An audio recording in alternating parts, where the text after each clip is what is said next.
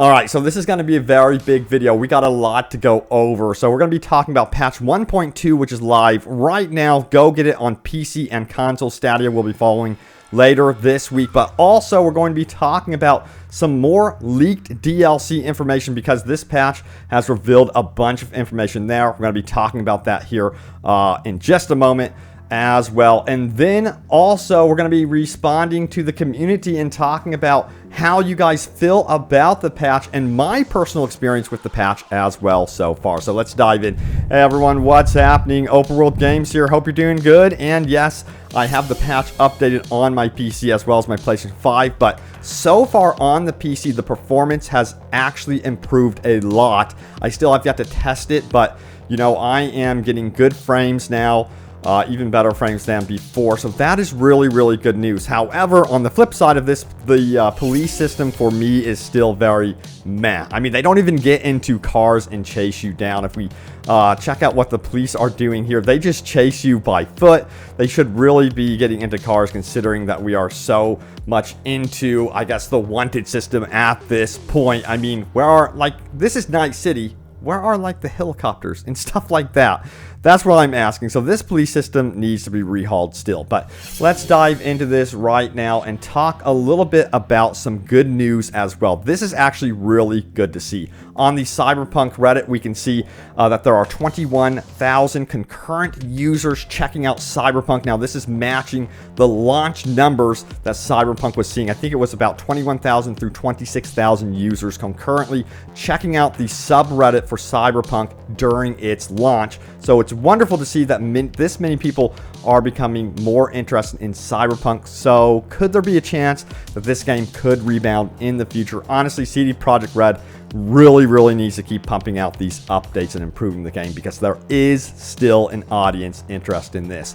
But you just noticed that I got into the vehicle here, my car, and the transition has also been improved, so that's really cool.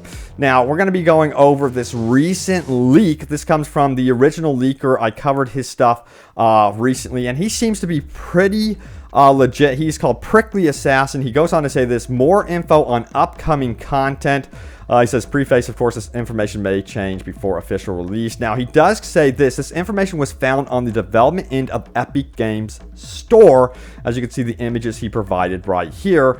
He says, the publication of this information does not violate. Okay, we already know this stuff. He says, hey, Chooms, I've got some more news about the upcoming DLCs for Cyberpunk 2077. This information was found a few minutes after patch 1.2 went live. After today's update, CD Projekt Red has updated some of the information in the add-on section on Epic Games Store. He says they have removed one of the DLCs without a name, updated pricing for all DLCs, added functional purchase links to each DLC, which means they're getting ready, added names to all DLCs without a name, added an expansion pass, and he says this: since the DLCs have purchase links now, I tried to purchase them on my own Epic account.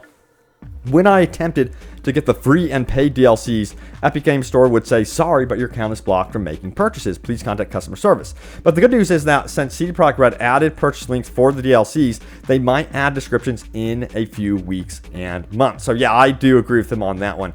He says, here's my take on these DLCs. He has some interesting things to say for sure. He says, Ripper Doc's expansion probably adds a few animations and cutscenes when installing new cyberware at a Ripper. It might also add more Rippers around the map. I'm really wondering if this is going to be actual side quests related to, you know, certain abilities and cyberware that you may actually be able to obtain. Now, right here, I want to know, you'll see this footage right here. I'm trying to test out the police system, and it's funny because they would not react to me just shooting cars for some weird reason. But anyway, moving on. Body Shop's expansion is probably going to be adding more options for tattoos, piercing, etc. in the character customizer and locations around the map to customize V later in the game. That should have been in the game. It says fashion forward expansion. This is obviously a clothing expansion. That would be cool. Gangs of Night City probably cut content that was supposed to be in the base game but didn't make it at the time of release. You know, the gangs of Night City interest me big time because what was supposed to be in the game was each gang was supposed to have their own like police force. This was something they advertised in interviews, and it would be really, really nice to see that return where gangs had their own infighting, where they were fighting each other. So I'm really hoping that the Gangs of Night City is something that expands upon that sort of thing, because one of my favorite open world games was The Godfather, and they had the mob bosses fighting each other. It was really cool. Now, also, I did want to note something as well about this recent patch 1.2 before we go any further. The stores have been updated, and it seems like you can get legendary gear there now. So, check out the stores as well. Go for it. Now, let's keep going right here, shall we? So, Body of Chrome. This is another expansion supposedly coming. It says, I think this is an expansion for Lizzie Wizzy.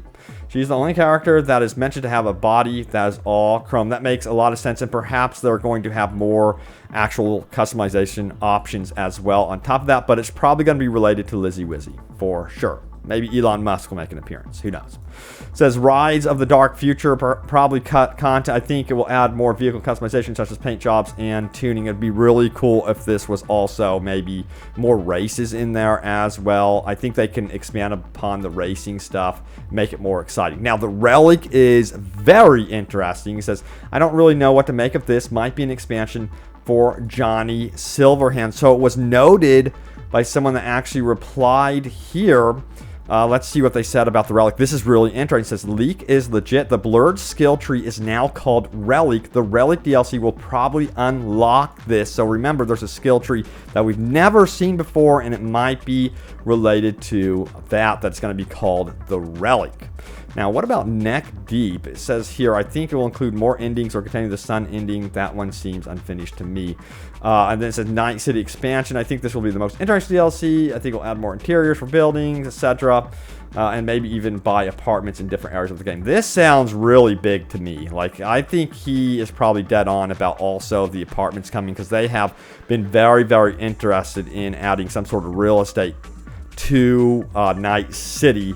I think they probably wanted that in the game originally, but couldn't get it in there. Now, what is the expansion pass? It says, much like The Witcher 3, this is probably going to be a bundle for 2 paid DLCs for a cheaper price. So there's probably going to be some sort of expansion pass in the future as well. So, yeah, some interesting stuff now happening with Cyberpunk 2077. Out of all these expansions, which one are you mostly hyped for? Again, take this leak with a grain of salt because things change with development, and of course this is considered a leak, but I think it's a very solid source considering it is coming from the Epic Games Store. You know, that is the actual source. Of course, Prickly Assassin is the guy bringing forth information, discovering this stuff.